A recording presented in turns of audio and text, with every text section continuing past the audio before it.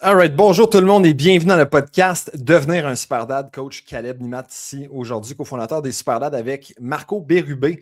Marco qui est, je vais le laisser bien évidemment se présenter, est père de famille, est entrepreneur, c'est un podcaster, c'est un gars qui, je le suis depuis un certain moment. Dans l'ombre, on fait souvent ça sur les médias sociaux, on suit des personnes qui nous semblent inspirantes. C'est la raison pour laquelle je voulais l'apporter sur le podcast aujourd'hui parce qu'il y a du charisme, il y a de la confiance et de la prestance. J'imagine que ça n'a peut-être pas toujours été comme ça. Il y a un certain parcours qui, ensemble, aujourd'hui, on va venir explorer dans le simple et unique objectif de vous aider, vous également, à venir vous outiller puis qu'on puisse être capable ensemble de démocratiser puis d'ouvrir une discussion pour des pairs, par des pairs, dans le but qu'on puisse tous ensemble être capable d'élever notre prochaine génération pour devenir mieux, devenir plus. Marco, merci beaucoup d'être avec nous autres aujourd'hui. C'est un plaisir, Caleb. Vraiment super content d'être avec toi aujourd'hui. Exact. Puis, pourrais-tu prendre quelques instants initialement pour une personne qui ne te connaît pas, qui est dans notre audience, qui t'entend pour la première fois? C'est qui Marco Bérubé? Marco Bérubé, c'est... Bon, tu sais, ça fait quétaine un peu, là. C'est un père avant tout. Donc, père de deux garçons de 14 et 19 ans. Donc, Henri, 14 ans, Léonard, 19 ans. Je suis un entrepreneur. Je dirais pas entrepreneur en série, là. J'ai eu une firme de consultation en commerce international de 2006 à 2014. J'ai eu une agence de médias sociaux de 2014 à 2024. Et depuis maintenant 2 ans, j'ai fermé mon agence pour regagner justement la liberté. Les enfants faisaient partie du processus. J'étais pris dans l'engrenage de la business qui prend ton énergie, ton temps, ton stress et tout ça.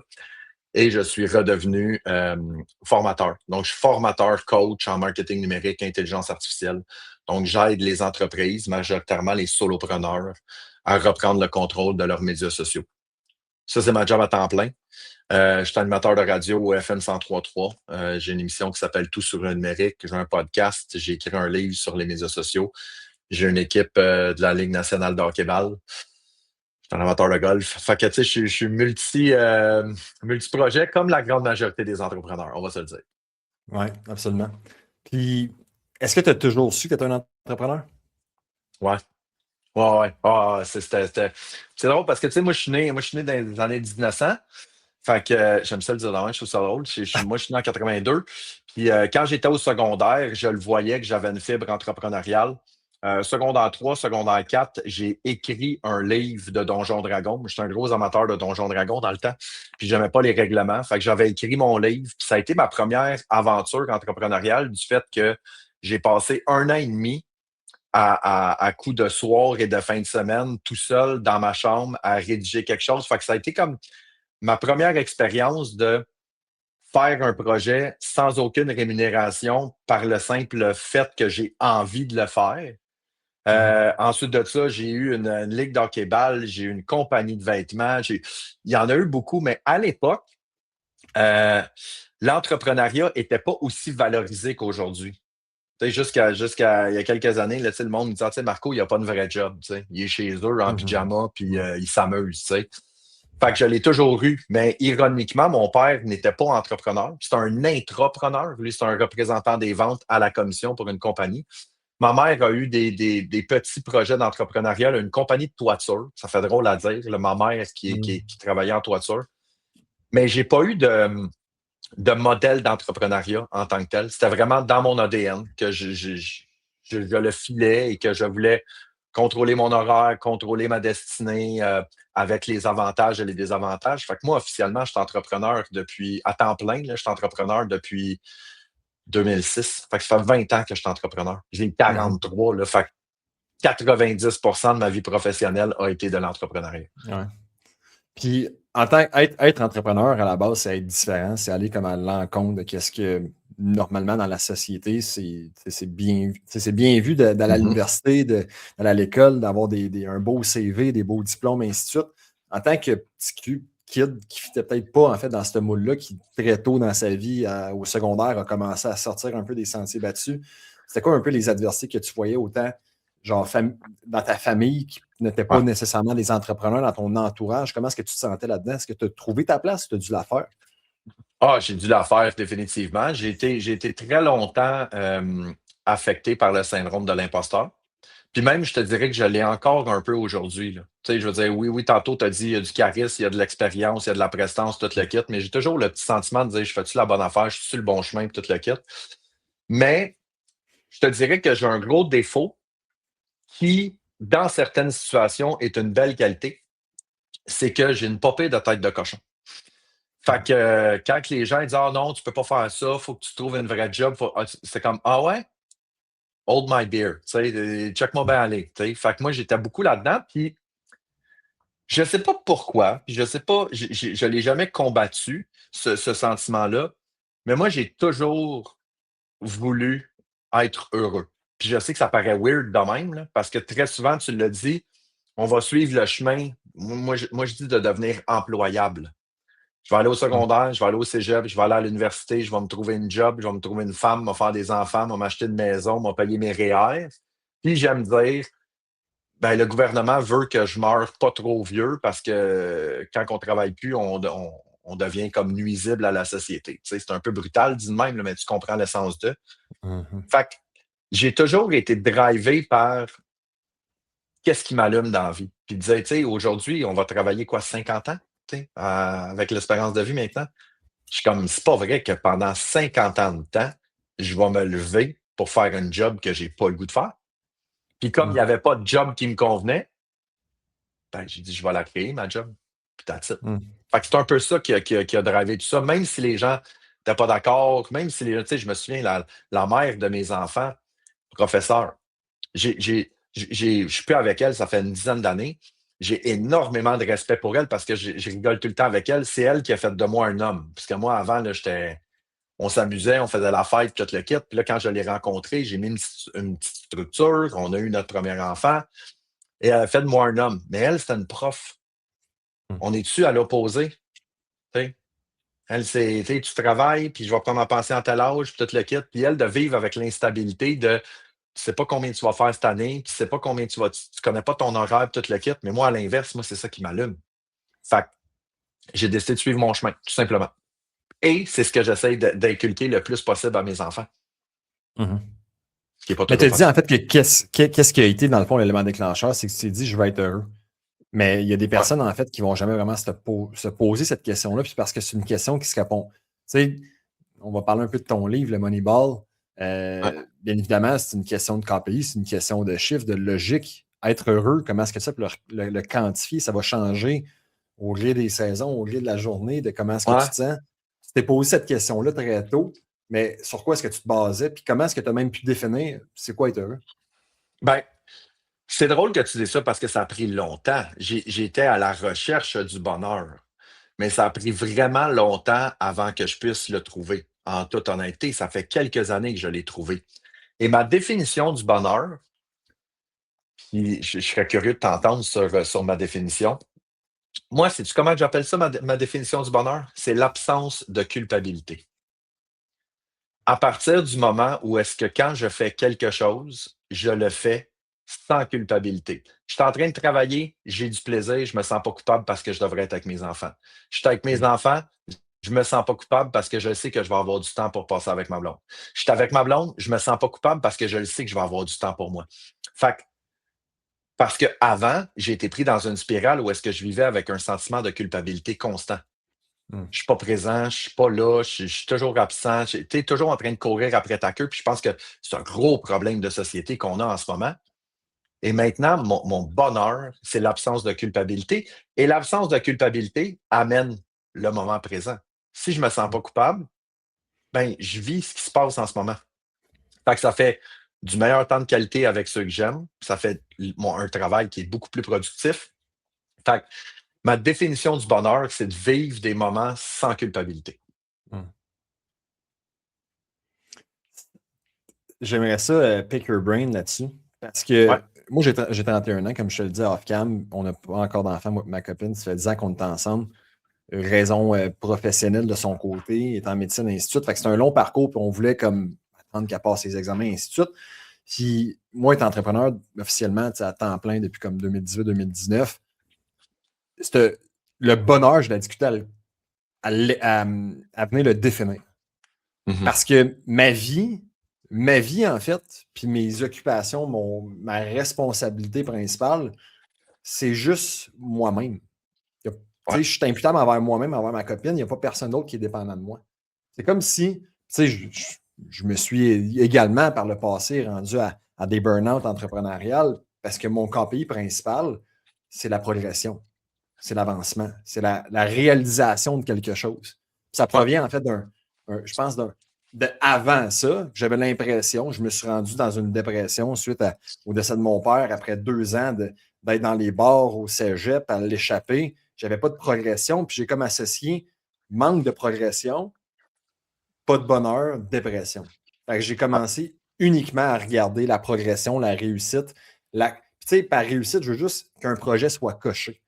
Mais j'ai comme l'impression que quand tu deviens un père, quand tu n'es pas la seule, tu ne dépends pas juste de toi-même, il y a d'autres personnes qui dépendent de toi, que tu prends comme un peu d'ampleur dans cette situation-là, ta définition du bonheur, elle change. Ben oui. Puis, tu sais ce qui est ironique là-dedans, c'est que tu parles de progression, mais tu sais, qu'est-ce qu'une progression? Ce que je veux dire par là, c'est si ta business a grandi, mais ta relation amoureuse, elle mange la claque, est-ce que tu progresses? Tu sais, tu comprends? Si Oui. ma business va vraiment bien, mais je ne vois pas mes enfants, est-ce que je progresse? Fait que Mhm. la définition de progression, puis le gros problème que j'ai avec la progression, puis j'étais beaucoup comme ça, c'est le milestone à atteindre. Tu sais, hey, j'ai-tu hâte qu'on fasse tant de chiffre d'affaires? J'ai-tu hâte que ce projet-là soit fini? C'est que là, ta définition du bonheur est toujours basée sur l'atteinte d'objectifs futurs.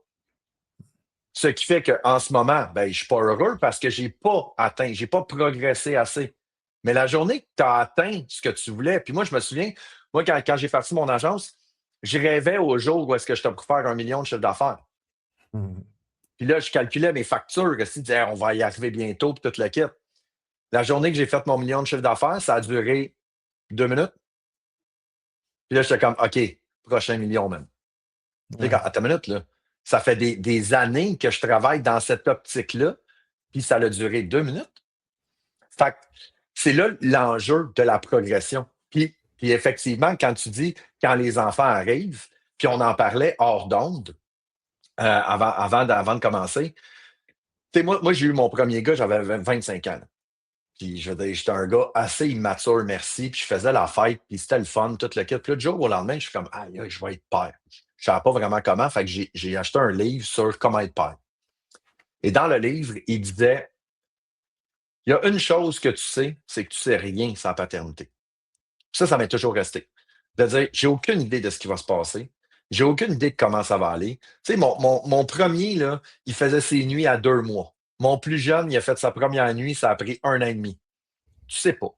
Et les enfants ont une très, très grande force, c'est qu'eux autres, ils te forcent à être dans le moment présent. Tu n'as pas le choix, là.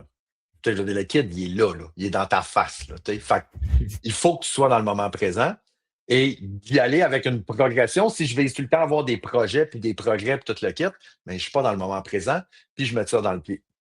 Puis de l'autre côté, mais moi, j'ai vécu là, des hauts et des bas. Là. Moi, j'ai vécu là, des périodes de ma vie là, où est-ce que, je l'ai déjà raconté dans des conférences, là, j'ai vidé la tirelire de mon gars pour aller faire l'épicerie parce que ma business, ça ne roulait pas puis j'avais pas d'argent. Puis, de l'autre côté, j'ai eu la grosse maison à Saint-Hilaire, la Audi dans la cour, puis de l'argent, puis tout le kit.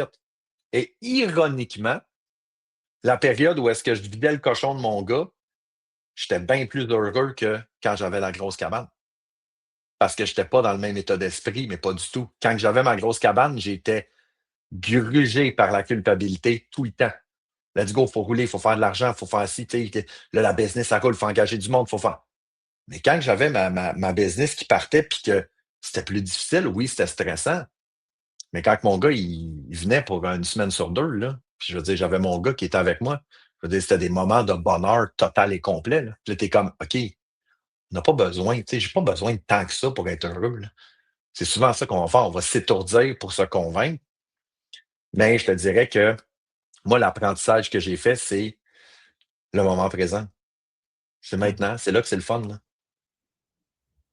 Je veux t'entendre sur une discussion que j'ai eue avec Guillaume Bareil, que je checkais ton. Ouais.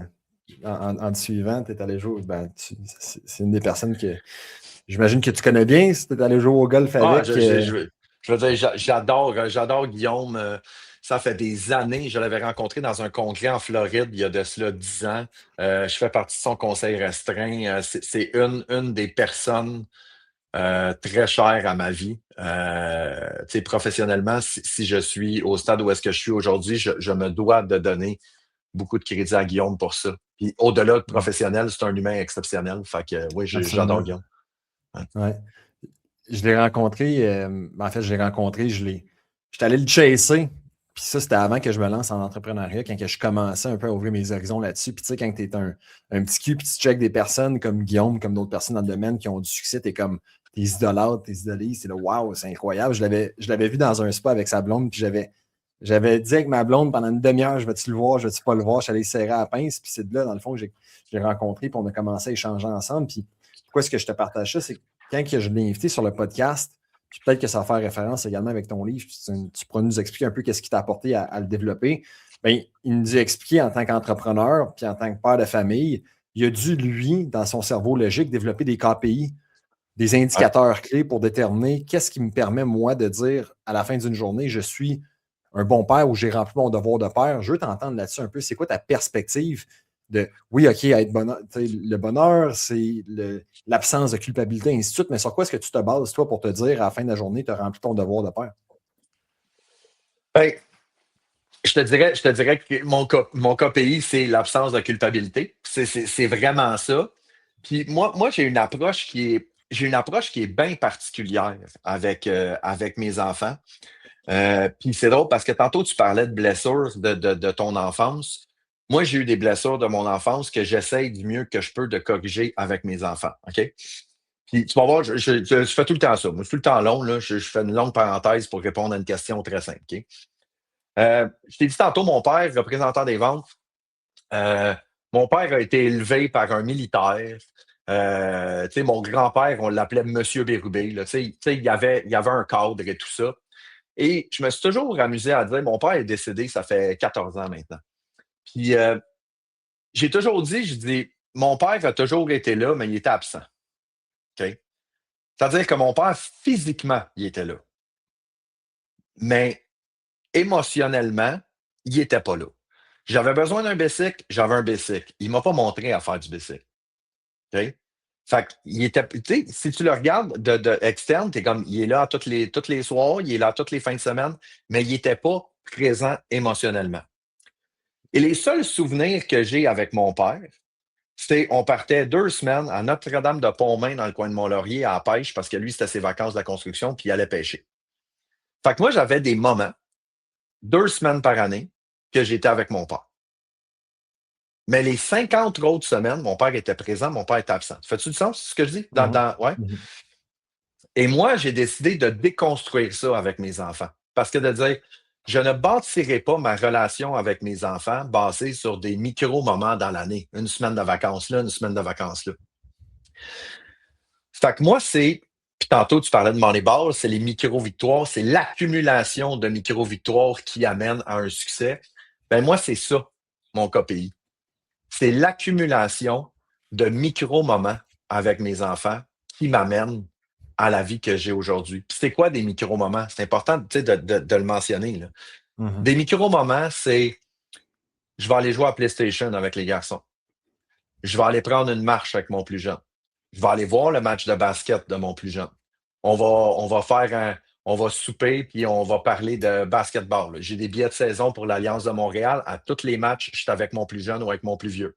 Tu sais, c'est pas un moment exceptionnel de dire ah, je Mhm. me souviens quand que je partais. Non, j'ai eu des super beaux moments avec mes garçons. Là. Tu sais, on est allé faire un road trip en Floride, on a fait un road trip en Gaspésie.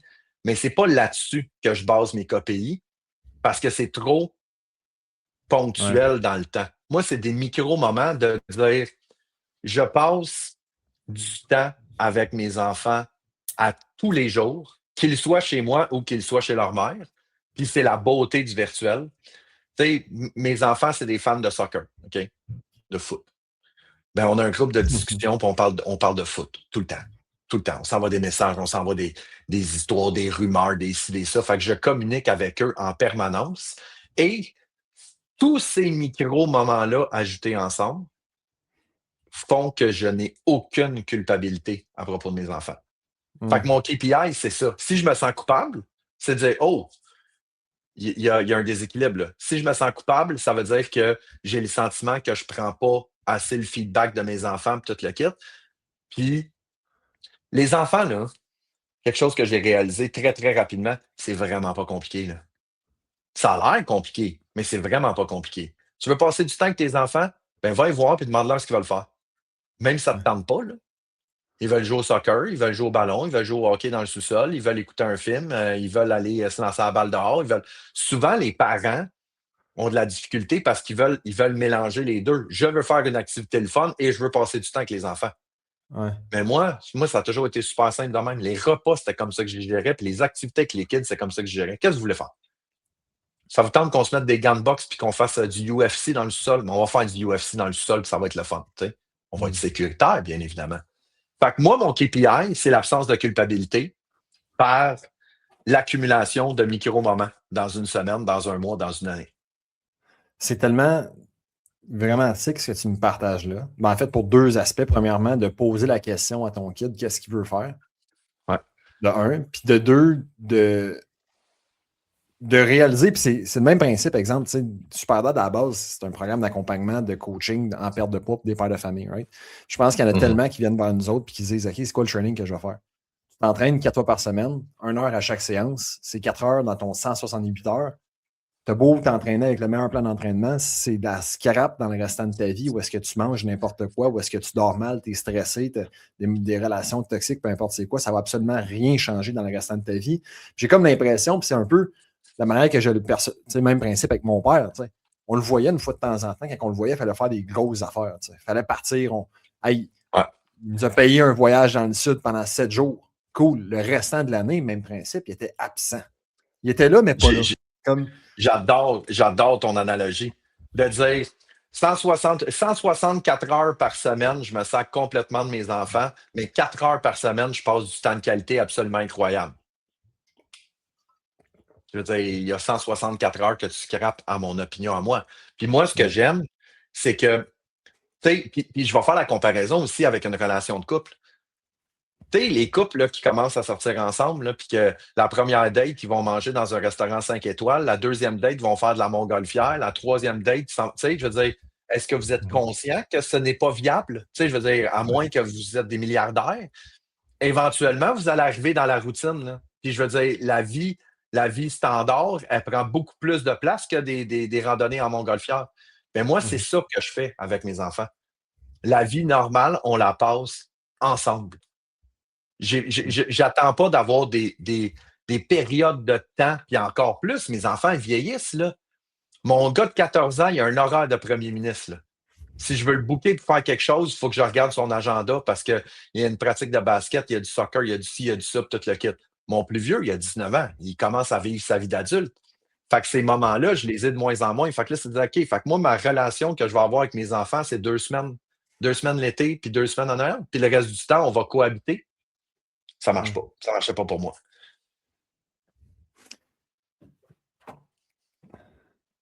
Quand que, tu parlais tantôt un peu de blessures, c'est souvent ça, on va souvent donner qu'est-ce qu'on n'a pas eu, ou penser que c'est qu'est-ce on devrait donner parce que c'est qu'est-ce qu'on n'a pas eu puis qui nous a apporté certains obstacles.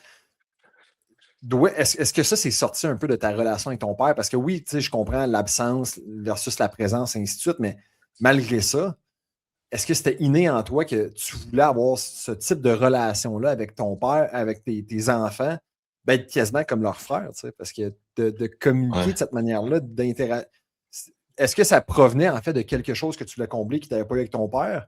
Ou toi, c'est juste qu'est-ce qui était inné en toi en tant que père, c'est ce qu'on devrait faire? Ben, je pense que c'est un mélange des deux. Je pense que c'est un mélange des deux, de dire que j'ai voulu, avec mes enfants, réparer, si tu veux, la carence que j'avais. Puis Puis d'un autre point de vue, je pense que c'était inné. Tu sais, je suis quelqu'un de bienveillant. Je veux que les gens soient bien autour de moi. Je veux que les gens ils soient heureux et tout. Puis, tu sais, puis c'est drôle que tu dises ça parce que mon plus vieux me l'a dit il n'y a pas si longtemps, là. Il y a quelques semaines, un mardi après-midi, on est allé jouer au golf. Mon gars est en congé. Moi, je gère mon horaire, fait qu'on est allé jouer au golf intérieur. Puis en partant, mon gars, il m'a dit, je connais pas beaucoup de jeunes de 19 ans que le mardi après-midi, ils sont en train de jouer au golf avec leur père, tu sais. Très reconnaissant de ça et tout ça. Tu sais, fait que pour moi, je pense que c'est juste inné, tout simplement. Puis encore une fois, c'est que j'y vais beaucoup dans, tu sais, puis on s'entend, j'ai eu des apprentissages là-dedans, ça n'a pas toujours été le cas. Euh, J'y vais vraiment dans ce qui me fait du bien. Tu sais, ce que je te disais au début, là, de ma tête de cochon, là, de dire, moi, je vais faire ce qui me fait du bien. Tu sais, puis je vais te donner un autre exemple là, qui va bien cristalliser ce que je suis en train de dire. Moi, là, mes enfants n'ont pas d'heure de lever, ils n'ont pas de règles préétablies avant d'aller à l'école, puis ils n'ont pas d'heure de coucher en tant que tel. Ce qui est un peu particulier là, quand tu dis ça au niveau des parents. Moi, ce que je dis toujours à mes enfants, c'est que je dis, il y a un corps et de sable dans lequel ils sont. Ils ont des tâches à faire, ils ont un standard de qualité, puis ils ont un échéancier. S'ils respectent ça, ça me dérange pas. Fait que si mon gars, il se lève 15 minutes avant d'aller à l'école, là, puis il prend sa douche, il brosse ses dents, il se fait son lunch à catastrophe, puis il mange une banane puis un yogourt, puis il part. Il a tout fait ce qu'il avait à faire. Il n'a pas manqué son autobus, il s'est brossé les dents, il a pris sa douche, il a mangé, il a fait son lunch, parfait. Si tu veux te lever 1 heure à l'avance, tu le fais.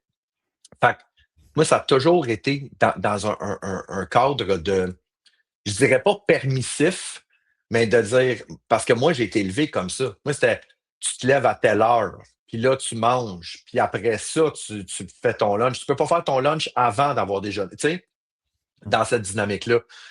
Puis moi, je me sentais brimé là-dedans. Puis moi, ce que j'ai dit à mes garçons, c'est, je dis, voici le cadre, faites juste pas le dépasser. Parce que moi, je suis un, tu sais, tu l'as dit tantôt, tu sais, mes deux garçons, c'est comme des amis, là, tu sais, on a une relation très, très amicale, très, très fusionnelle, mais traverse pas la ligne.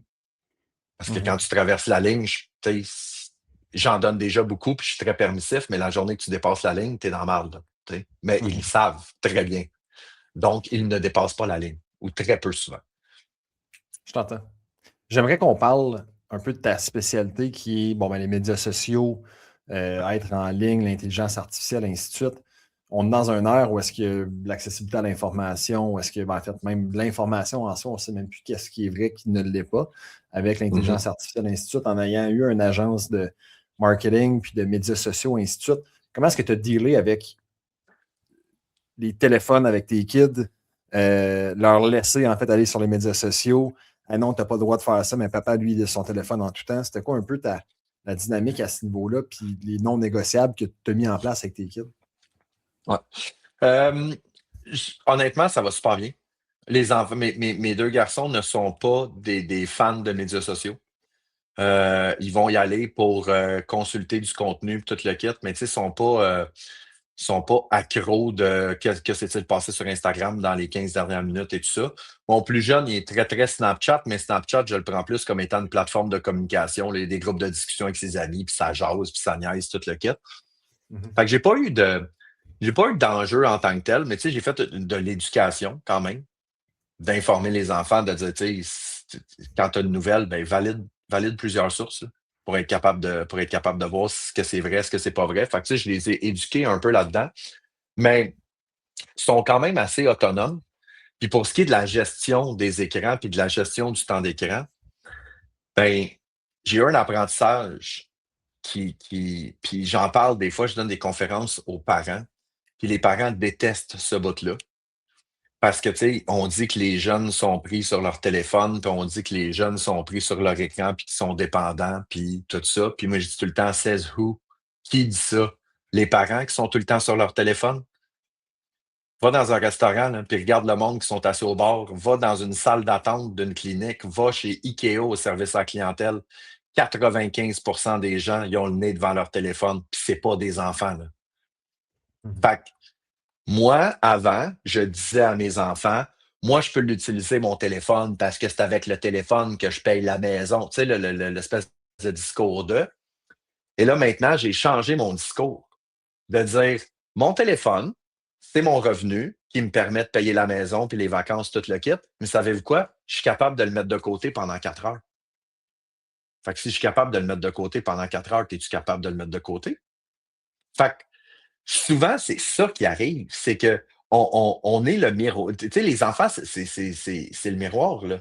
Ils Mhm. font. Je pense que j'avais vu ça en plus sur ta page, c'est de dire, ils n'écoutent pas ce qu'on fait, ils font ce qu'on fait. Tu sais. Ouais. C'était pas clair là, ce que j'ai dit, mais tu as compris Mais l'essence. tes Hey, enfants vont faire qu'est-ce que tu leur dis sur le court terme, mais ils vont faire qu'est-ce que tu fais sur le long terme. Tu sais. 100%. Ouais. Un parent, là, tu sais, je vais te raconter une anecdote là-dessus qui explique bien ça. Je m'en vais en montagne avec ma blonde, OK? En montagne avec ma blonde, on monte, puis on est à Mont-Saint-Hilaire, on est rendu fin de sucre. Il y a une famille qui arrive, puis c'est deux jeunes enfants qui doivent avoir à peu près entre 8 et 10 ans avec les deux parents. Tu vois, ils sont tous en shake, puis là, ils montent toute la montagne, tout le kit. Et pendant qu'ils sont en train de parler, puis là, ils parlent de randonnée, tout ça, ben, les parents sont en train de parler des parents du gars qui disent ah ouais, mais là, ils viennent de s'acheter des nouveaux sacs de randonnée, puis bababa, bababa. Je cherche pas plus loin, même. Les grands-parents, c'est des randonneurs qui marchent, puis qui font. Fait que qu'est-ce qui est arrivé? Mm. Le kid, il avait le modèle, il est devenu randonneur, mais qu'est-ce qui est arrivé? Ben, ces kids sont devenus des randonneurs. Fait que Ouais. l'exemple, ce que l'on va donner, puis de la façon qu'on agit. Fait que si tu veux pas que tes enfants soient toujours devant des écrans, ben lâche les écrans, man. Mm. Si tu passes 5 heures par jour sur Netflix, puis le reste du temps, tu es sur ton téléphone, tu sais, l'exemple, moi, il y a une règle très, très claire, il n'y a pas de téléphone à table. Ça a toujours été ça. Quand on mange, il n'y a pas de téléphone. Mais combien de parents qui sont assis à table avec leur téléphone, puis après ça, ils vont dire à leur enfant, lâche ton téléphone. Puis je te dis, Mm. si ce bout-là, le monde n'aime Ouais, pas mais ça. c'est une Parce que quand. société, en fait, de victimisation. Tu sais. Parce qu'il faut qu'ils se Ah fassent oui, remettre en pleine face qu'est-ce qui est la réalité, puis c'est difficile de l'accepter par ego, par orgueil, peu importe c'est quoi, mais tout ce que, tu 100%. sais, tout ce que tu as dans ta vie, c'est une représentation de tout ce que tu acceptes et de qui tu es. 100%. Puis 100%. comment. Et Mais en même temps, tu sais, en tant qu'entrepreneur, c'est facile de le réaliser parce que tu sais, ton compte en banque, ton succès entrepreneurial est 100% déterminé par toi puis personne d'autre. Il n'y a pas personne d'autre, en fait, qui va faire la job à ta place. Tu sais, je m'en rappelle quand je serais dans un gym, je te payais le même salaire qu'un autre qui, bon, ben, avait un outcome ou des résultats clients qui étaient 2 fois moindres ou 2 fois mieux, mais tout le monde avait. C'était pas une question de meritocracy. Tu n'avais pas ce que tu méritais, tu avais ce qui avait été préétabli. Mais pourquoi ouais, est-ce qu'on vit dans une société de ton point de vue? Puis pourquoi est-ce que c'est nécessaire de rapporter un peu cette responsabilisation-là? Puis sans se prendre par des pincettes, l'accessibilité, le shaming, et ainsi de suite. Je suis pas en train de dire on doit se mettre des bâtons dans les roues, se taper sur la tête, puis traiter les autres de gros, et ainsi de suite. Mais comment, pas pourquoi, mais comment de ton point de vue? Parce que j'ai comme l'impression que ça a été quelque chose que tu t'es dit, hey, moi, j'impose à ma famille qu'on va se responsabiliser puis qu'on va dire les vraies affaires. c'est dur de répondre à cette question-là parce que, tu sais, professionnellement, moi, je coach puis j'accompagne des entrepreneurs, tout le kit. Mais le reste du temps, là, moi, je m'occupe de mes affaires, là. Ce que Mm. je veux dire par là, tu sais, moi, j'ai arrêté de boire, ça fait 7 ans. OK? Fait que quelqu'un qui est à côté de moi puis qui boit, là, je passerai pas une seconde à lui dire les avantages de la sobriété puis à quel point boire de l'alcool, c'est dommageable pour la santé puis tout le kit. Puis non, ta vie, man, ta vie, genre là. J'ai déjà bien assez de gérer la mienne puis de gérer mes enfants puis de gérer mon flow puis tout le kit. Fait que moi tu sais, puis pour répondre à ta question, tu sais, les gens se placent en victime. Puis tant que la personne ne se regarde pas dans le miroir et ne s'enlève pas son rôle de victime ou son identité de victime, j'aurais bien beau dire tout ce que je veux, man. Elle va trouver des défaites, elle va trouver des excuses, elle va trouver. Fait que rendu là, je vais juste sauver ma salive, puis je vais dire, regarde, elle n'est pas dans mon réseau d'influence. Ma blonde ferait sa victime, on aurait un talk, tu sais. Mes enfants feraient la victime, on aurait un talk. Moi, ce que je dis toujours à mes enfants, puis ça me fait rire, là. Je dis ça depuis qu'ils sont tout petits. Admettons, je sais pas, moi, j'achète un vélo à mon plus vieux parce que son vélo, il était scrap. OK? Fait que j'achète un vélo. Mais mon plus jeune, son vélo est encore bon, là. Là, mon Mhm. plus jeune, il me dit, ouais, pourquoi moi, j'ai pas un nouveau vélo? Là, je suis comme, ben ouais, mais parce que le tien est encore bon, puis le sien est pas bon. Et là, qu'est-ce qu'il me disait? c'est pas scraper. juste. Non, OK. il disait, c'est pas juste. Puis moi, j'y répondais tout le temps la même affaire. Je dis, la vie est injuste, mon petit chum, habitue-toi. Puis ça, c'est quelque chose que moi j'ai été sensibilisé à mes enfants, de dire, l'égalité, là, ça n'existe pas. Je veux dire, c'est plate, là, mais je veux dire, il y a des gens qui ont des conditions physiques différentes, qui viennent de statuts sociaux différents, qui ont d'autres réalités. On n'est pas tous sur un même pied d'égalité. C'est bien plate à dire, mais c'est ça. Fait que si tu attends que la vie soit juste envers toi, tu vas être malheureux toute ta vie, là. Mais c'est là la victimisation de dire arrête, tu peux contrôler ta vie, tu peux faire ce que tu Mhm. veux, j'en suis un exemple. Fait que moi, je me concentre de mon jardin, puis de ma maison, puis de mes enfants, puis Mhm. de ma blonde. Les gens qui veulent se victimiser, ben, Ben, je peux rien faire pour vous. ça me fait penser à bien des défis, bien des obstacles que j'ai rencontrés. À l'école, je n'étais pas le meilleur, malgré que je m'en sortais quand même avec assez de facilité.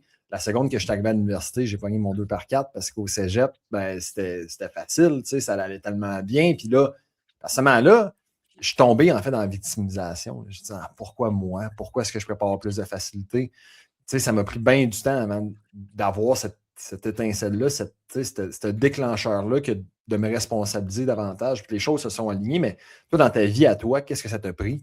Quels sont les adversités que tu as dû rencontrer où c'était inné que, hey, tout d'un coup, moi, j'ai tout le temps été dans la responsabilisation. C'était drôle parce que j'ai réfléchi, puis j'ai jamais été dans la victimisation. Jamais. Honnêtement, j'y pense, là, puis ça m'a causé d'autres problèmes. Quand il m'arrivait des problèmes ou des merdes ou quoi que ce soit, moi, j'étais beaucoup plus de vivre dans le déni que dans la victimisation. De Mhm. dire, OK, c'est beau, c'est arrivé, on fait comme si de rien n'était, puis on continue d'avancer. Mais maintenant, tu sais, je veux dire, quand tu as un flat, là, puis tu fais comme, OK, on va faire comme si de rien n'était, on va continuer d'avancer, ben, tu vas maganer ton char sur du long terme. Fait que moi, c'est ça qui est arrivé. Moi, j'ai vécu beaucoup dans le déni, mais d'arriver, là, puis de me regarder dans le miroir, puis de dire, oh mon Dieu, je suis pas chanceux, que ma vie est triste, je suis donc bien une personne malheureuse et malchanceuse. Zéro pantoute. Zéro pin barre. Peut-être parce que j'ai été entrepreneur très jeune. En Mhm. étant entrepreneur très jeune, là, à 24 ans, là, tu te victimises, là, Chris, il n'y a personne qui va venir te sauver. Là. Fait qu'à un moment donné, tu n'as pas le choix. T'sais. Puis là, tu sais, 24 ans, entrepreneur et père. Personne qui va s'occuper de mon enfant à ma place, puis il n'y a personne qui va s'occuper de ma business à ma place. Fait que même si je me victimise, man, il n'y a absolument rien qui va arriver. Fait que peut-être que c'est déjà arrivé, mais c'est un souvenir qui est très, très loin. Comme je te dis, je vivais bien plus dans le déni que dans la Mhm. victimisation. Pourquoi? Puis Honnêtement, je ne m'étais jamais posé la question. peut-être que ce serait une question intéressante à te poser, de voir, tu sais, get back up the river pour voir si c'est quelque chose qui a dû être fait quand tu étais jeune. Ouais. En tout cas, est-ce que ça sert de. En même temps, tu sais, en même temps, on peut brasser de la merde. Qu'est-ce qui se passe quand on brasse la merde? Ça fait juste sentir plus de merde. Tant mieux. Mais moi, je veux parler un peu du déni, tu sais. Ouais. Quel défi, quelles adversités que d'être une personne qui se responsabilise, mais quand il y a une problématique, qui tombe dans le déni, c'est quoi les adversités que ça t'a apporté dans ta vie? Moi, le déni m'a apporté deux problèmes majeurs, je te dirais. Le premier problème, c'est que moi, pendant très, très, très longtemps, j'ai vécu dans le déni de la personne que j'étais, puis je vais m'expliquer là-dessus. C'est-à-dire que dans mes relations amoureuses, moi, je mettais un masque. Je devenais la personne que l'autre voulait que je sois, dans le but d'être aimé, dans le but d'être accepté. Peut-être que ça provient de la carence que mon père n'était pas présent, puis tout le kit, là, tu sais. Fait Mhm. que je me ramassais dans des relations qui, après un certain temps, ne fonctionnaient pas. Puis là, j'étais comme, ah, pourquoi ça fonctionnait pas? C'est triste. Et puis, ouais, mais ça fonctionnait pas parce que la personne qui est rentrée dans la relation, moi, n'était pas la vraie dès le départ. J'ai mis un masque pour être capable de plaire à la personne. Puis là, après un certain temps, c'est dur d'avoir un masque et tout. Et j'ai suivi une thérapie en 2021, c'est ça? En 2021, j'ai suivi une thérapie avec une psychologue, puis c'est ce qu'elle me disait. Elle dit, tu sais, elle dit, dans le fond, elle dit, les autres prenaient bien la place que tu leur laissais. Fait que ça a été un gros apprentissage pour moi, de prendre ma place, puis d'apprendre à dire non. Puis, tu sais, avec mes enfants aussi, là, parce qu'avec mes enfants, tu sais, tu sais, j'avais tout le temps mon sentiment de culpabilité, puis les enfants, ils savent, là, quand tu te sens coupable, là. Ils ont un Mhm. sensor, eux autres, là, oh shit, papa, il se sent coupable, d'après moi, il va vouloir que on aille chercher des beignes, tu sais. Fait que, fait que ça a été un des gros apprentissages de dire que quand il y a des problèmes, ben, au lieu de les cacher, puis au lieu de faire semblant que les problèmes n'existent pas, ben, c'est de l'affronter, le problème. Ça va être tough sur le coup.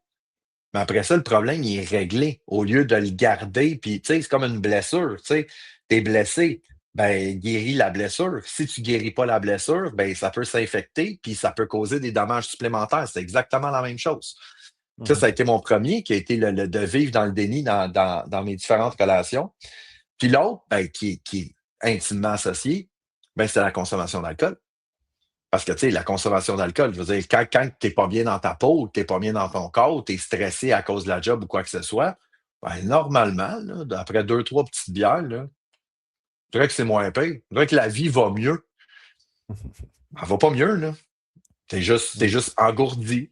Puis là, le lendemain, tu te réveilles, tu es magané, puis tu réalises, ah, si, les problèmes sont encore là. Fait que ça a été un gros, tu sais, mais les deux étaient reliés.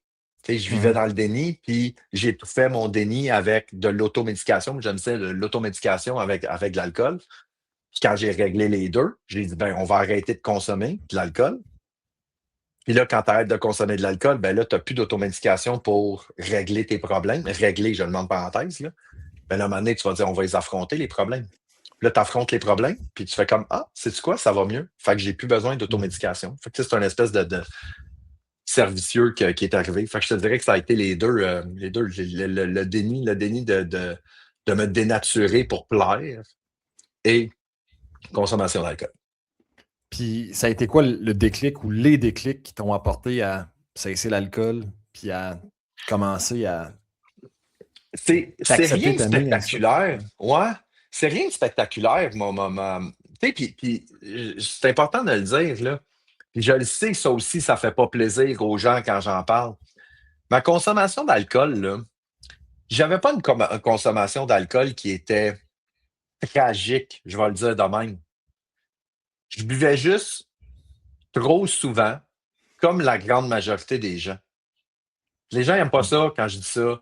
C'était tu sais, un petit verre de temps en temps, une petite bière. Tu sais, puis je travaille dans le marketing. Fait qu'on a des événements, il y a des 5 à 7, il y a ci, il y a ça, il y a une game d'hockey, Fait que c'était tout le temps une petite consommation, tout le temps. Tu sais, il y a tout le temps une petite occasion. Une belle journée, on prend un verre. Une mauvaise journée, on prend un verre. Tu sais.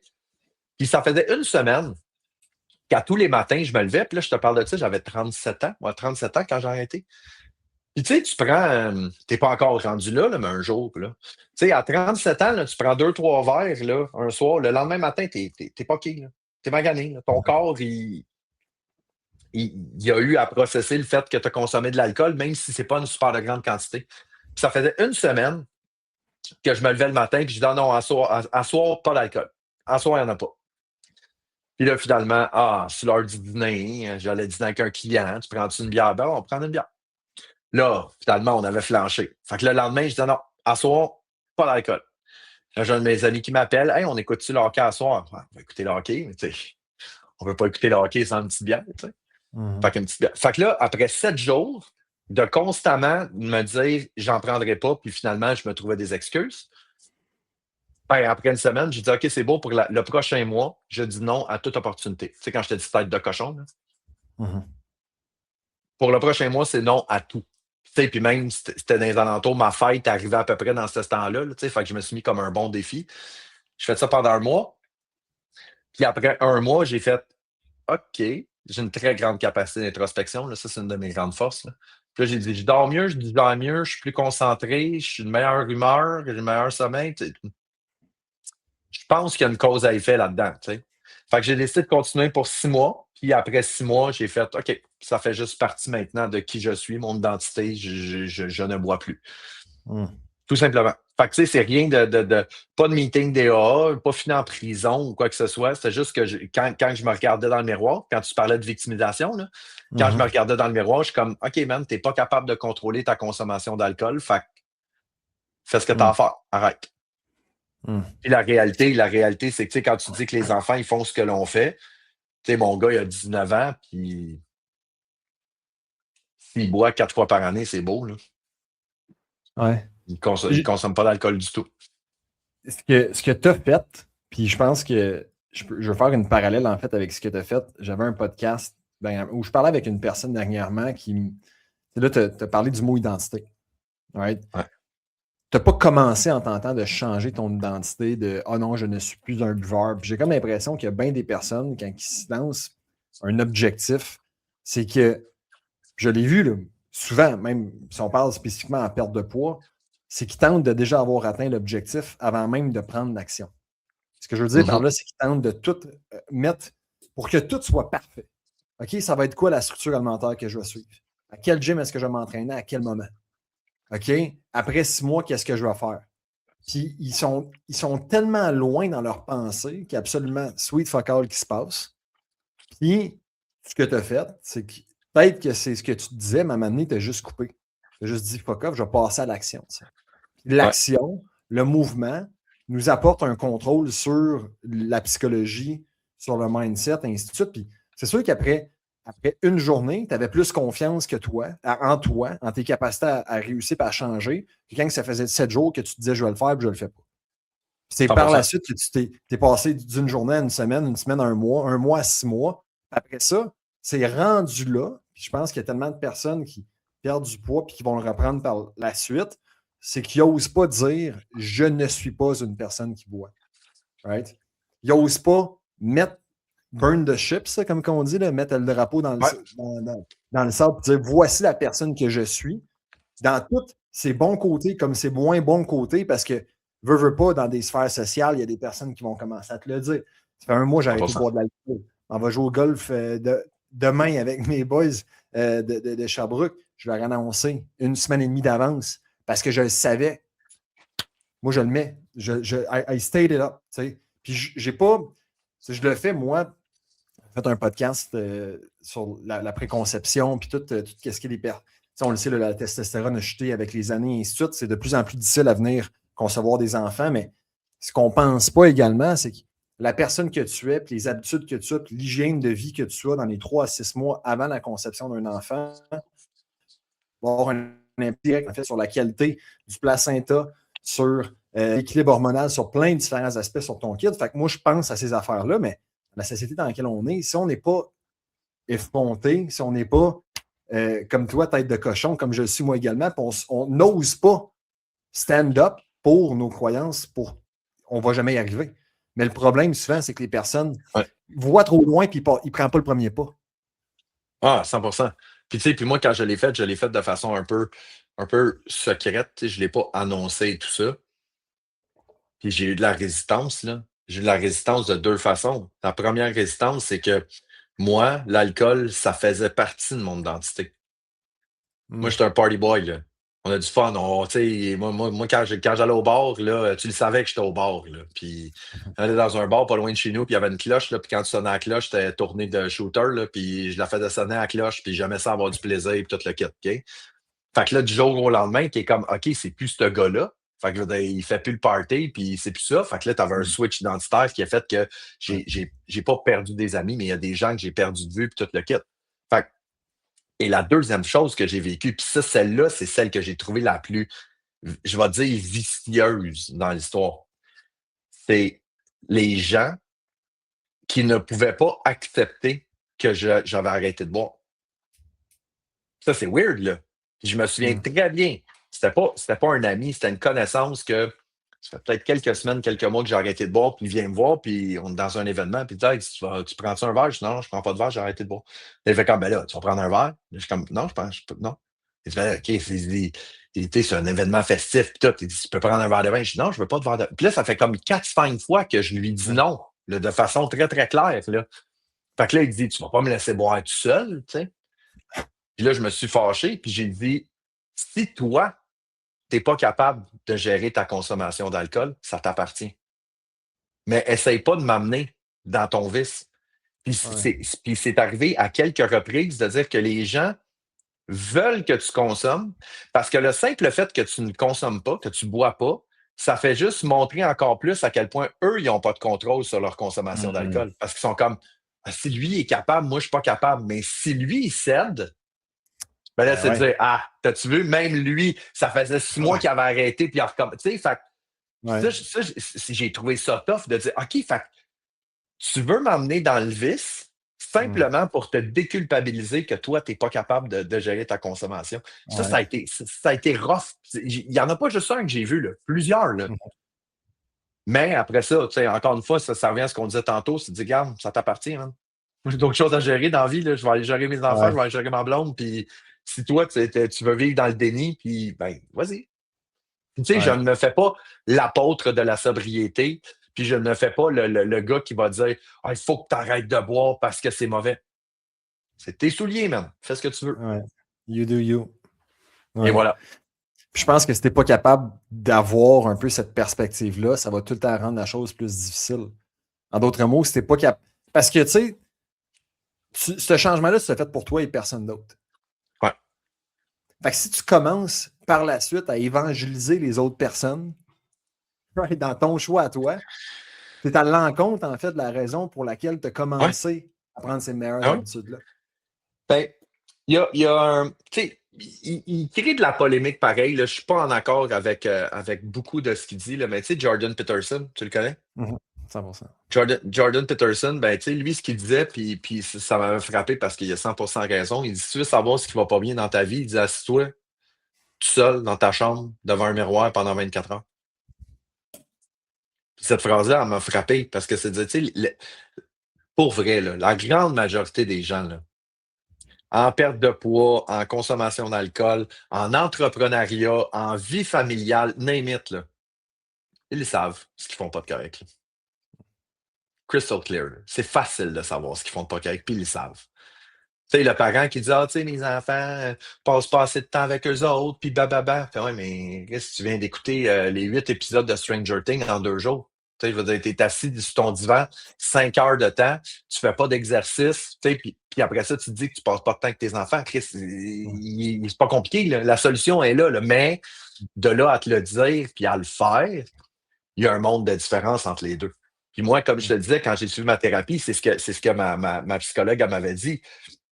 Elle dit, j'ai rarement vu quelqu'un avec une capacité d'introspection comme ça. Moi, j'ai aucun problème à me dire la vérité en pleine face. Là.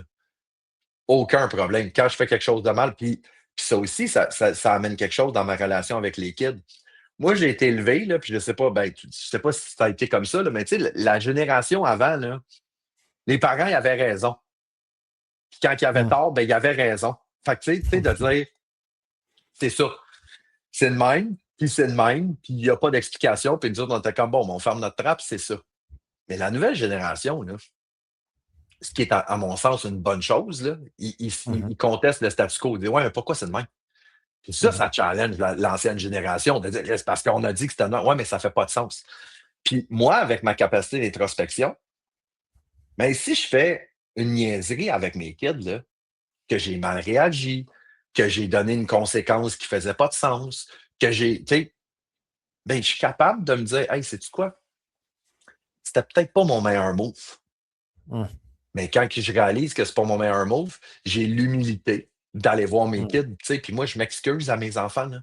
Parce qu'il y a bien des parents qui font pas parce que c'est comme c'est les parents. Ah, Ouais. mais, tu sais, je veux dire, j'ai fait une erreur. J'ai fait une erreur. Je vais voir mon kid. Je m'excuse. Mhm. J'aurais pas dû dire ça. J'aurais pas dû réagir de telle façon. Après ça, est-ce que ce comportement va amener mes enfants à faire de l'introspection sur eux-mêmes et à s'excuser lorsqu'ils font des erreurs? 100%. Clairement. Tu sais. Clairement. Puis si tu développes, en fait, cette hiérarchie-là dans ta propre famille, comme si tu avais une entreprise à silo, qui a des niveaux. Puis pour parler, en fait, au big boss, il faut que tu passes par un gestionnaire qui, lui, est juste on s'en va dans cette direction-là. Moi, je t'écoute pas, moi, je t'entends pas. À la fin de la journée, tu as un bateau à naviguer, puis c'est juste, il n'y a pas juste une personne là, qui va Non. l'apporter à avancer. C'est pas juste le capitaine. Là. On est dépendant de tous les matelots, ainsi de suite. Ah ouais, c'est ça. Puis, tu sais, puis moi, ça a toujours été. Tu sais, je te dirais pas que j'ai une relation d'égal à égal avec mes enfants, parce que c'est pas une relation d'égal à égal. Là. Tu sais, je suis le pourvoyeur, c'est moi qui prends soin de la famille, puis tu sais, je veux dire, il y a ça. Mais c'est pas une relation autoritaire. Tu sais, de dire je suis ton père. Parce que, tu sais, puis ça aussi, c'est une autre affaire qui est drôle, là, tu sais, que les gens ne réalisent pas. Là. Mais je veux dire, officiellement, là, c'est nous autres qui avons décidé d'avoir des enfants. Là. Hum. C'est moi qui ai décidé d'avoir des enfants. Mes enfants n'ont pas décidé d'être des enfants, là. C'est moi qui ai décidé qu'ils venaient sur Terre. Fait que ça paraît niaiseux, dit de même, là. Mais là, quand moi, je suis comme, moi, je vais mettre des règles, c'est le même que ça va marcher, puis tout le kit. Puis, officiellement, lui, il est comme, hey, moi j'ai rien demandé, là. Je veux dire, c'est toi qui as voulu m'avoir, là. Je veux dire, tu sais, ça change la perspective. Je te dis pas que c'est des enfants rois puis qu'ils font ce qu'ils veulent, mais c'est juste que des fois, ben, ça revient un peu en début de ce qu'on parlait. Moi, j'ai déconstruit ma façon de bâtir une business puis d'avoir le monde du travail, puis j'ai déconstruit la façon d'élever puis de gérer l'éducation de mes enfants. Tu sais, il y a du monde, il y a des amis de ma blonde qui rient de moi, OK? Puis moi, ça me dérange pas du tout. Ils font un souper, OK? Ils font un souper un jeudi soir. Puis là, ils disent, ah, tu sais, on va super à telle place, tout le kit. Et là, ma blonde, ça fait 5 ans que je suis avec, c'est pas ses enfants. Elle n'a pas d'enfants, il y a juste les deux miens. Et là, ma blonde me demande, elle dit, hey, tu sais, les amis vont souper jeudi soir, euh, est-ce que tu viens? Et là, moi, je réponds, non, je viens pas. J'ai les enfants cette semaine. Et là, ses amis de filles, ils rient parce qu'ils sont comme, Chris, ces gars, ils ont 14 ans puis 19 ans. Pas 5 et 7 là. T'sais, 14 ans et 19, on s'entend-tu que je pourrais aller super au restaurant puis il n'y aurait pas mort d'homme et tout? Mhm. Mais moi, là, je suis comme ma blonde, on va aller super avec ses chums de filles, je vais être avec mes deux gars, on va descendre dans le sol puis on va se faire un tournoi de FIFA, là. Puis c'est pas une corvée, j'ai du plaisir, j'aime ça, passer du temps avec mes kids. Mais moi, j'ai déconstruit. Tu sais, je te disais tantôt, ce qu'on sait, c'est qu'on sait rien là, à propos des enfants. Là. Ben moi, j'ai dit, Ouais. OK, parfait, je sais rien. Fait qu'à partir du moment que je sais rien, ben on va bâtir ce que j'ai envie de bâtir, puis de la façon que Mhm. je ressens, qui est la plus saine pour moi et pour mes enfants. Est-ce que c'est parfait? Pas tout.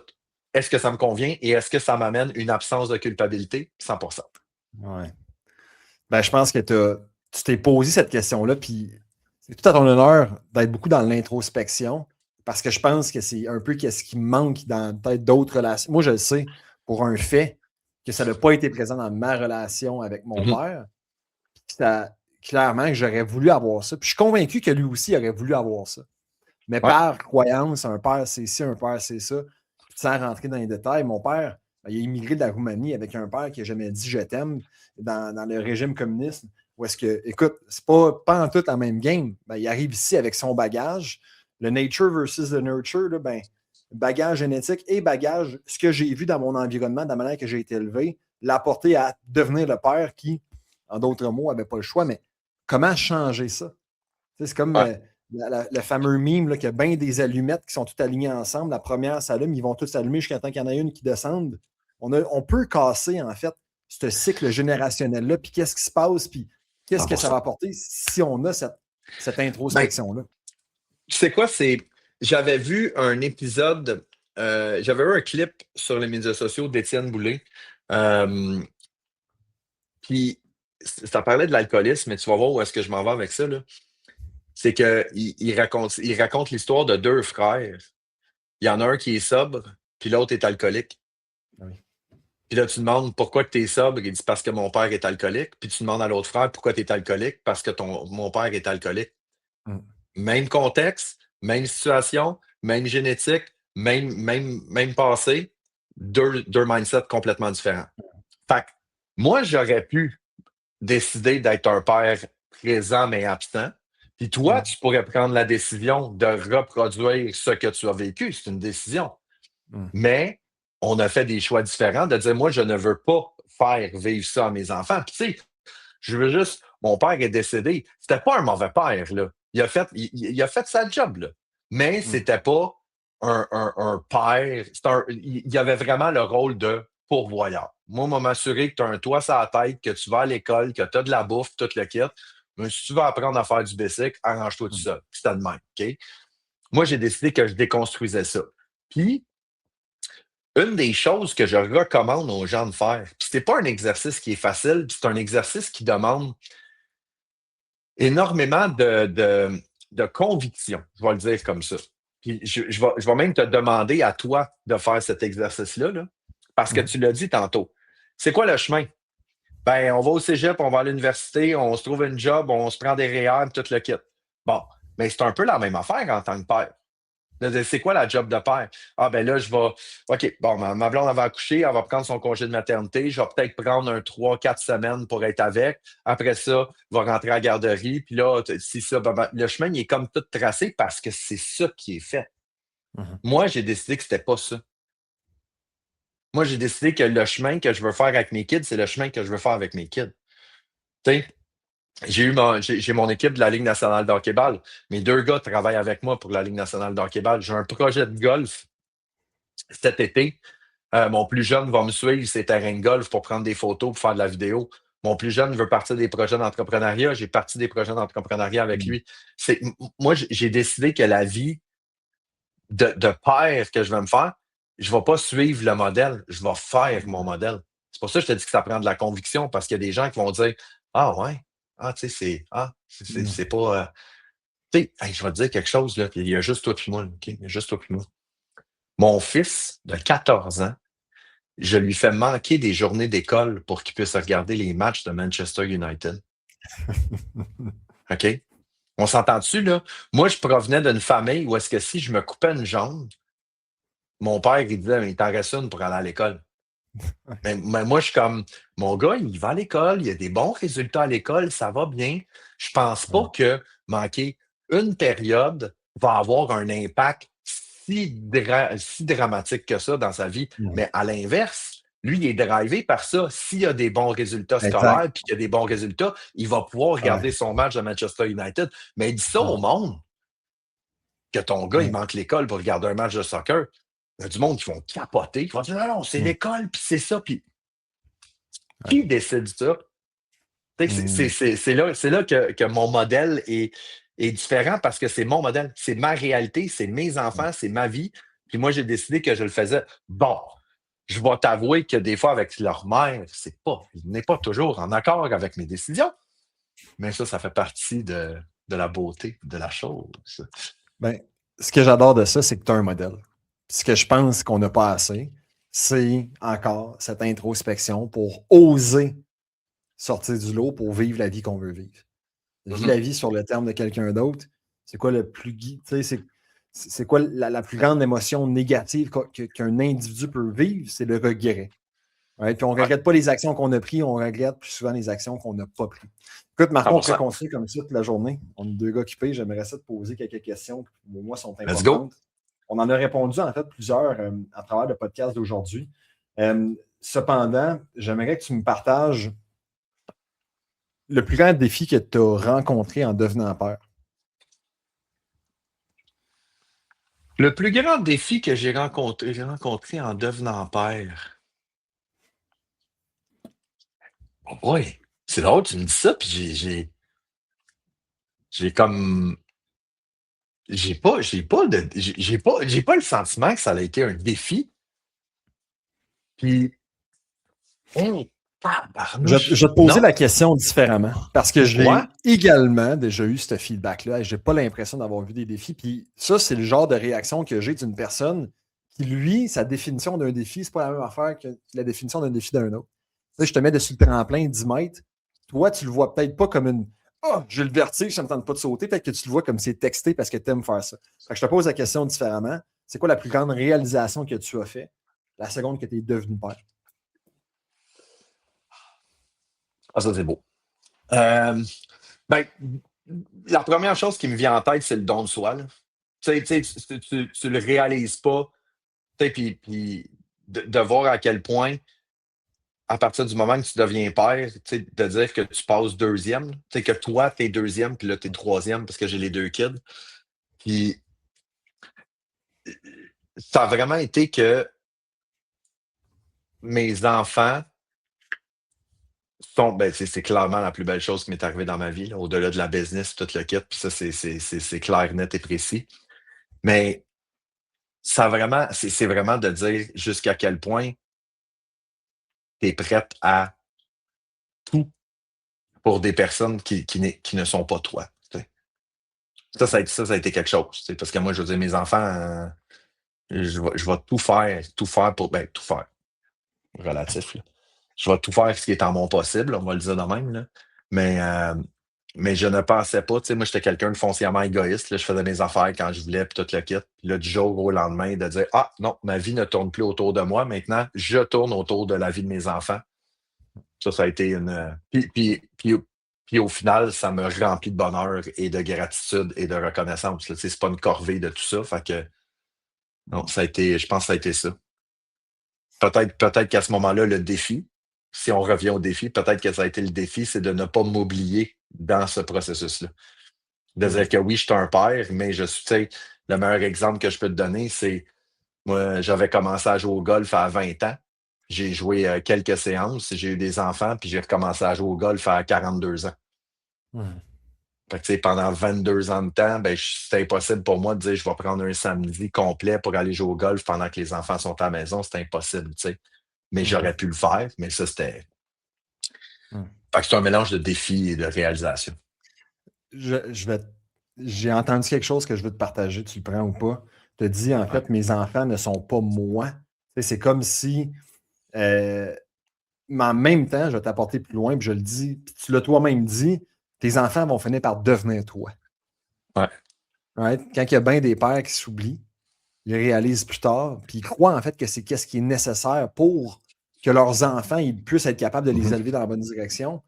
Ça revient encore à ce qu'on disait tantôt, c'est que tes enfants vont finir par devenir la personne que tu es, puis ce que tu C'est fais. pour, c'est pour ça que je suis très content du cheminement que j'ai fait. Hmm. Puis, tu sais, parce que là, aujourd'hui, tu sais, comme je te dis, l'absence de culpabilité. Fait qu'eux autres, ce qu'ils voient, c'est un père qui ne se sent pas coupable. Je suis parti dans le sud. Je reviens d'une semaine dans le sud avec ma blonde. Je suis allé jouer au golf. Je peux te jurer que j'ai pas été, je me Je suis pas voyais senti ça. coupable. Hein, je me suis pas senti coupable une seule seconde. Mes enfants étaient restés au Québec, je me suis pas senti coupable une seule seconde. Mais mes enfants sont capables de voir, de dire, c'est un bon père, il est présent, c'est un entrepreneur, il est présent, c'est un chum, il est présent, puis il fait ses affaires de son bord, il est présent. Mais il y a toujours une prémisse qui revient tout le temps, tout le temps, tout le temps. Puis j'avais eu la discussion là-dessus avec mon fils, puis honnêtement, je veux te raconter l'histoire parce que ça vaut la peine, là.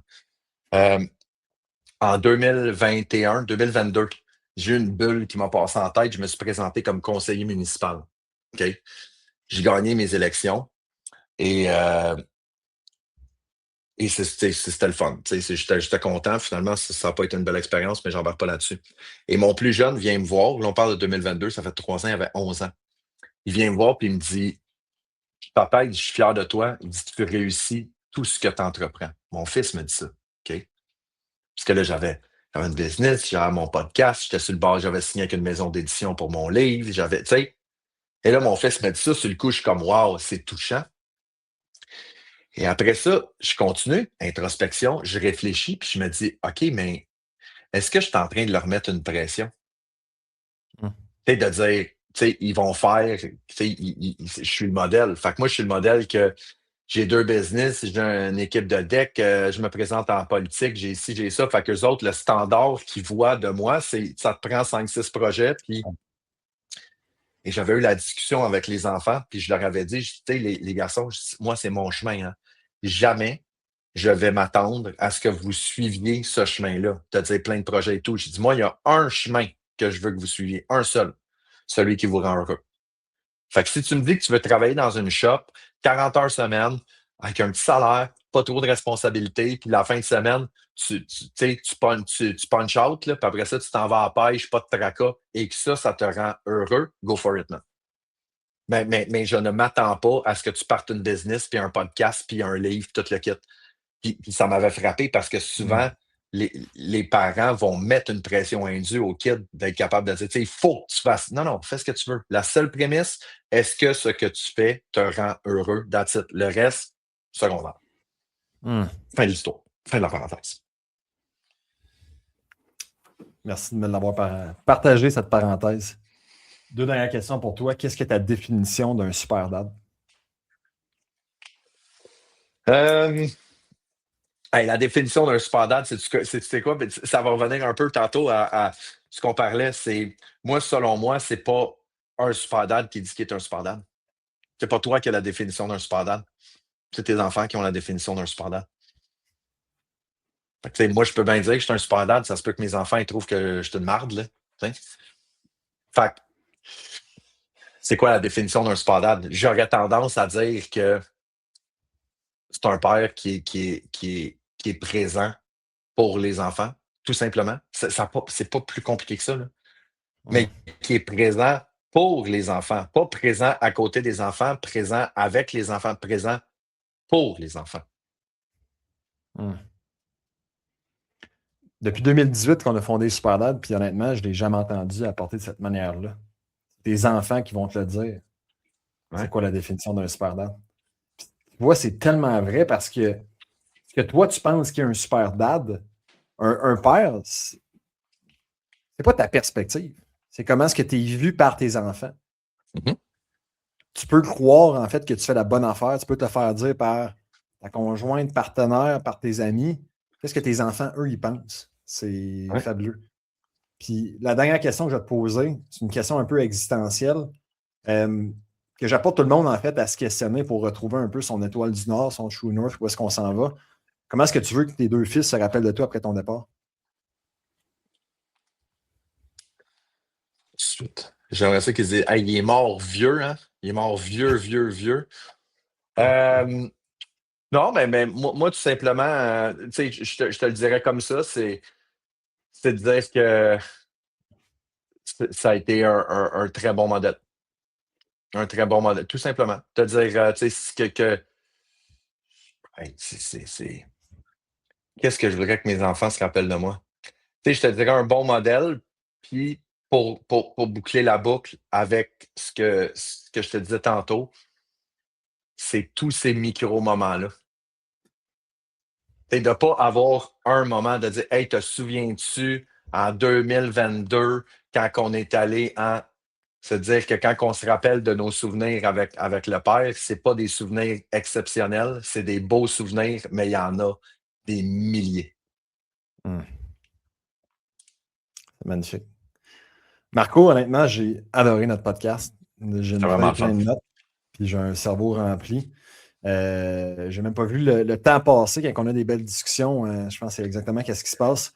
Avant qu'on se quitte, j'aimerais en fait, parce que je suis convaincu qu'il y a des personnes qui vont se sentir comme moi, inspirées, qui vont avoir connecté avec toi aujourd'hui à travers tes sages paroles, tes histoires, tes analogies, tes parenthèses pleines de sens. S'il y a des individus en fait qui se sentent interpellés par toi, par qui tu es, c'est quoi ta mission, Mhm. puis où est-ce qu'on peut te suivre là-dedans, puis comment pourrais-tu aider potentiellement des personnes dans notre environnement? Ben, pour ceux qui veulent me suivre, c'est relativement simple, là. C'est Marco Bérubé sur toutes les plateformes, là. Sur Instagram, LinkedIn, Facebook, Marco Bérubé. Je niaise avec ça, je travaille dans les médias sociaux. Si tu n'es pas capable de me trouver, tu ne veux pas travailler avec moi. T'es pas Puis à bonne place. ma mission est quand même relativement simple, c'est que j'ai fait le processus dans ma tête. Moi, j'ai eu mon agence, j'avais des employés, j'avais un bureau, et j'ai tout laissé tomber ça pour redevenir entrepreneur Moneyball, que j'appelle, pour avoir une business au service de ma vie. Fait que moi, j'aide les entrepreneurs à reprendre le contrôle de leur business pour pouvoir profiter de la vie. Fait que c'est ça que je fais par les médias sociaux, l'intelligence artificielle et tout. Fait que c'est ce que je fais, de l'accompagnement, de la formation, du coaching, pour être capable de dire aux gens, vous n'êtes pas obligé d'être prisonnier de votre business. Votre business peut travailler pour vous. C'est ce que je fais, Marco Bérubé, sur toutes les plateformes, la technique Moneyball. J'ai écrit un livre aussi que j'ai ici. Succès en affaires grâce aux médias sociaux. Fait que si tu cherches Marco Bérubé, tu vas me trouver, puis plein d'affaires, plein de contenu. Je partage plein de contenu, on a du plaisir. Et merci beaucoup, Caleb, pour l'invitation. Je suis Ben, honoré merci. et très C'est reconnaissant. moi, c'est moi qui te remercie, Marco. Puis ce que je retiens, en fait, de ce que tu nous as partagé aujourd'hui, c'est qu'on doit, en fait, se questionner puis oser sortir du moule. Se questionner, en fait, à se dire quelle vie est-ce qu'on veut avoir, puis comment est-ce qu'on veut réellement élever nos enfants. Si on n'était pas dans la société qu'on est aujourd'hui avec les obligations, ou qu'est-ce qu'on pense qui Mhm. sont les obligations de la société, quelle décision est-ce qu'on prendrait? C'est ce que je Ouais, retiens du podcast. moi, j'aime beaucoup dire réinvente les règles du jeu. Hum, Il y a un jeu qui a été fait, il y a des règles qui ont été expliquées au début. Ouais, mais tu n'es pas obligé de jouer avec ces règles-là. Tu peux juste faire tes propres règles. Il n'y a personne qui t'en empêche. that's it. Boys and girls, j'ai l'habitude de travailler avec des gars, ça se voit. Je vous invite tout le monde en fait à aller suivre Marco, puis si vous avez connecté avec lui, puis vous avez besoin de n'importe quoi, allez vers lui. Et sur ce, on va se revoir dans un prochain épisode du podcast Devenir un super dad. Alden et à bientôt.